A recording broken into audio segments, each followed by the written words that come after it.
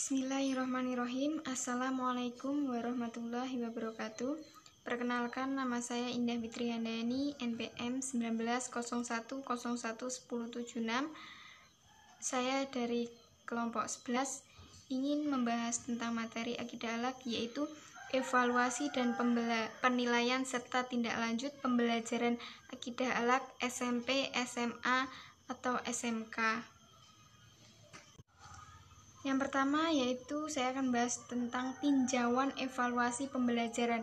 Pengertian evaluasi pembelajaran. Evaluasi berasal dari kata evaluation yang artinya penilaian atau kata tersebut diserap ke dalam istilah bahasa Indonesia menjadi evaluasi. Menurut bahasa, penilaian diartikan sebagai proses menentukan nilai atau objek, sedangkan menurut istilah, evaluasi merupakan suatu proses perencanaan memperoleh dan menyediakan informasi yang sangat diperlukan untuk membuat alternatif keputusan. Sesuai dengan pengertian tersebut, maka setiap kegiatan evaluasi atau penilaian merupakan suatu proses yang sengaja direncanakan untuk memperoleh informasi atau data. Berdasarkan data tersebut, kemudian dicoba membuat suatu keputusan. Evaluasi merupakan proses yang meliputi pengukuran dan mungkin pengujian, tetapi juga merupakan proses pendugaan untuk mempertimbangkan nilai. Sedangkan menurut dikutip oleh Suhair Simi Arikunto bahwa evaluasi adalah kegiatan mencari sesuatu yang berharga tentang sesuatu dalam mencari sesuatu tersebut. Juga termasuk mencari informasi yang bermanfaat dalam penilaian keberadaan suatu program. Dalam evaluasi selalu mengandung proses evaluasi harus tetap tepat terhadap tipe tujuan yang biasanya dinyatakan dalam bahasa perilaku. Dikarenakan tidak semua perilaku dapat dinyatakan dengan alat evaluasi yang sama, maka evaluasi menjadi salah satu hal yang sulit dan menantang. Yang harus disadari oleh para guru, menurut Undang-Undang Republik Indonesia Nomor 20 Tahun 2003 tentang Sistem Pendidikan Nasional Pasal 57 Ayat 1, evaluasi dilakukan dalam rangka pengendalian mutu pendidikan secara nasional sebagai bentuk akuntabilitas penyelenggaraan pendidikan pada pihak-pihak yang berkepentingan, di antaranya terhadap peserta didik, lembaga dan program pendidikan. Beberapa tingkah laku yang sering muncul serta menjadi perhatian para guru adalah tingkah laku yang dapat dikelompokkan menjadi 3 ranah, yaitu pengetahuan intelektual, kognitif, keterampilan skill yang menghasilkan tindakan, dan bentuk lain adalah values dan attitudes atau yang dikategorikan ke dalam tumbuhan kemampuan siswa tersebut dengan mengetahui apa yang mereka kerjakan pada awal sampai akhir mensurmen. Pencapaian belajar siswa dapat diukur dengan 2 cara. Yang pertama yaitu diukur dengan mengetahui tingkat ketercapaian standar yang ditentukan. Yang kedua yaitu melalui tugas-tugas yang dapat diselesaikan siswa secara tuntas. Dapat pula mengukur dengan data kualitatif yang menghasilkan deskripsi tentang subjek atau objek yang diukur, misalnya rendah, medium, dan tinggi. Jadi kegiatan mengukur atau bisa disebut pengukuran tidak lain adalah bagian evaluasi yang memiliki tujuan untuk menghasilkan data baik secara kuantitatif maupun kualitatif. Kegiatan evaluasi dapat mencakup deskripsi tingkah laku, baik secara dilakukan oleh evaluator, dan evaluasi ini sifatnya kontinu. Terima kasih. Ini saya akan melanjutkan penjelasan dari Mbak Indah, yaitu B. Langkah-langkah kegiatan perencanaan penilaian belajar, yaitu Agar suatu pekerjaan evaluasi dapat terlaksana dengan baik dan memperoleh hasil yang memuaskan, hendaknya terlebih dahulu mengambil langkah-langkah evaluasi sebagai berikut, yaitu perencanaan evaluasi. Yang kedua yaitu evaluasi melalui penilaian sikap.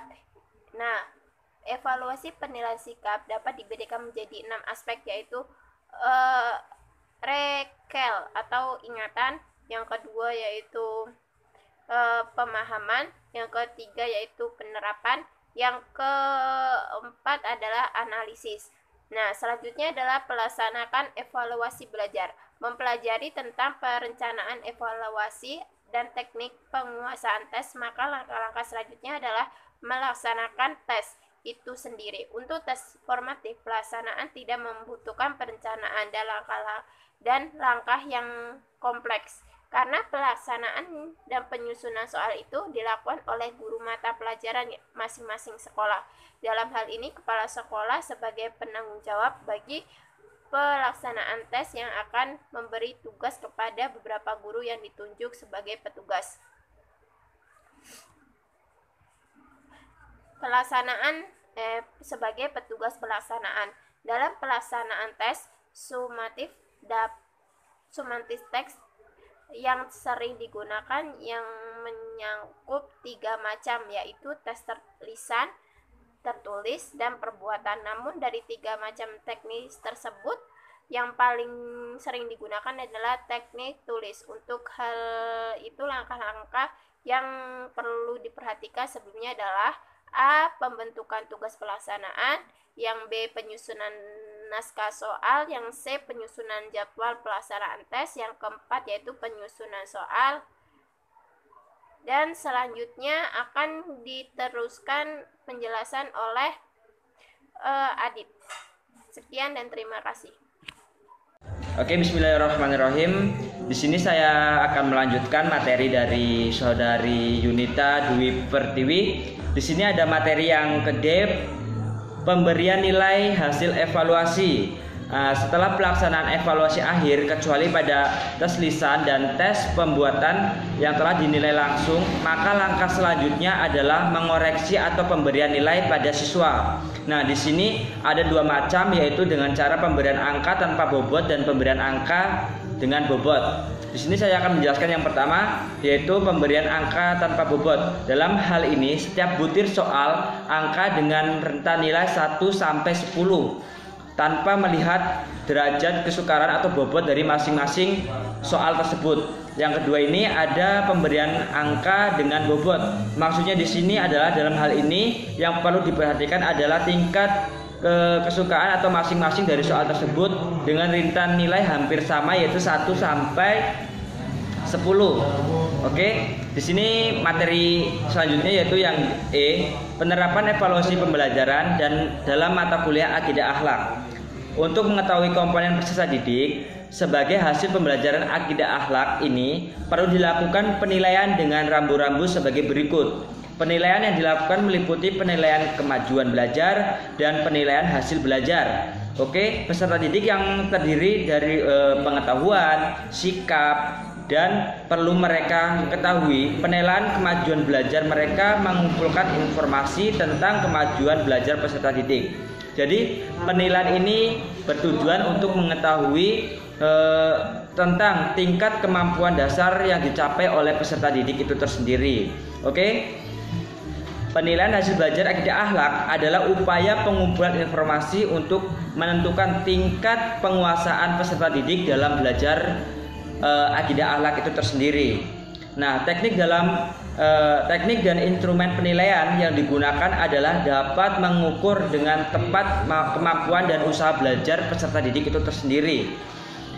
Pengukuran terhadap ruang efektif dapat dilakukan dengan menggunakan cara non-tes dan tes. Skala penilaiannya meliputi observasi, contohnya nih, observasi dan wawancara. Penilaian terhadap rentang psikomotorik dan tes perbuatan dengan menggunakan lembar pengamatan atau instrumen lainnya. Nah, mungkin itu saja yang dapat saya sampaikan. Oke, itulah tadi pemaparan dari kelompok kami. Apabila dalam penyampaian materi yang kami sampaikan kurang berkenan, apabila banyak kesalahan, saya mohon maaf yang sebesar-besarnya. Kepada Allah saya mohon ampun.